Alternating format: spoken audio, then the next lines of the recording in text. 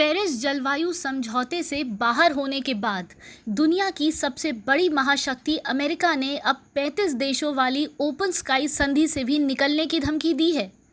इस संधि के तहत सदस्य देश एक दूसरे के वायु क्षेत्र में निगरानी के लिए उड़ान भर सकते हैं। ट्रंप प्रशासन ने रूस पर संधि का उल्लंघन करने का आरोप लगाने के बाद यह कदम उठाया है।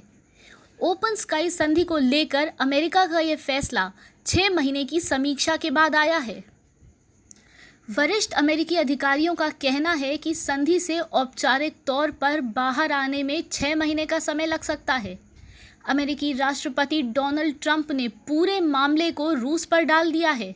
उनका कहना है, मैं समझता हूं कि रूस के साथ हमारे बहुत अच्छे संबंध हैं, लेकिन रूस इस संधि का पालन नहीं कर रहा है। जब तक वह ऐसा नहीं करता तब तक हम इससे बाहर ही रहेंगे। आपको बता दें, ओपन स्काई संधि का प्रस्ताव सबसे पहले वर्ष 1955 में अमेरिकी राष्ट्रपति आइजनहावर ने रखा था। काफ़ी विचार विमर्श के बाद इस पर 1992 में दस्तखत हुए और 2002 से इस पर अमल शुरू हुआ। इसका मकसद सदस्य देशों को एक दूसरे के वायु क्षेत्र में निगरानी उड़ानों की अनुमति देना है, ताकि उनसे आपसी विश्वास मजबूत हो सके। अमेरिकी अधिकारियों का कहना है कि रूस लगातार 1 साल से पड़ोसी जॉर्जिया और बाल्टिक तट पर रूसी इलाके कालिनिनग्राद में अमेरिकी उड़ानों के लिए अड़चनें पैदा कर रहा है। इसके अलावा उनका ये भी कहना है कि रूस अमेरिकी और यूरोपीय क्षेत्र में अपनी उड़ानों का इस्तेमाल संवेदनशील अमेरिकी इंफ्रास्ट्रक्चर की पहचान करने के लिए कर रहा है, ताकि युद्ध की स्थिति में उन्हें निशाना बनाया जा सके। दूसरी तरफ रूस की राजधानी मॉस्को में सरकारी समाचार एजेंसी रिया ने रूसी विदेश उपमंत्री अलेक्जेंडर ग्रुशको के हवाले से कहा है कि उनके देश ने संधि का उल्लंघन नहीं किया है और वह उन तकनीकी मुद्दों पर बात करने को तैयार हैं जिन्हें अमेरिका संधि का उल्लंघन बता रहा है। कुछ विशेषज्ञों का कहना है कि अमेरिका अगर इस संधि से निकलता है तो फिर ऐसी रूसी उड़ानें अमेरिकी वायु क्षेत्र में संभव नहीं हो पाएंगी।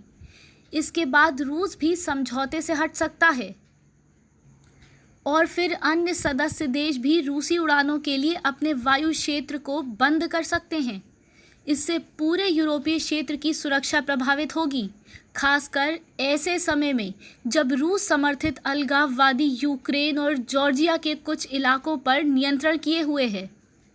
हालांकि वॉशिंगटन स्थित आर्म्स कंट्रोल एसोसिएशन के प्रमुख डेरिल किम्बॉल का कहना है कि संधि को छोड़ने का ट्रंप का फैसला अपरिपक्व और गैर जिम्मेदाराना है।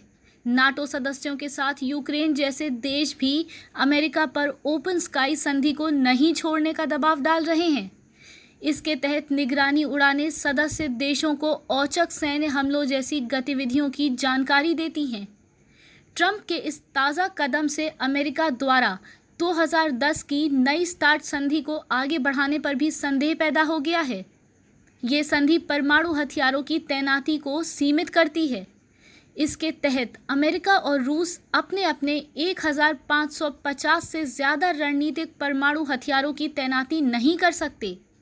नई स्टार्ट संधि अगले साल यानी फरवरी 2021 में खत्म हो रही है।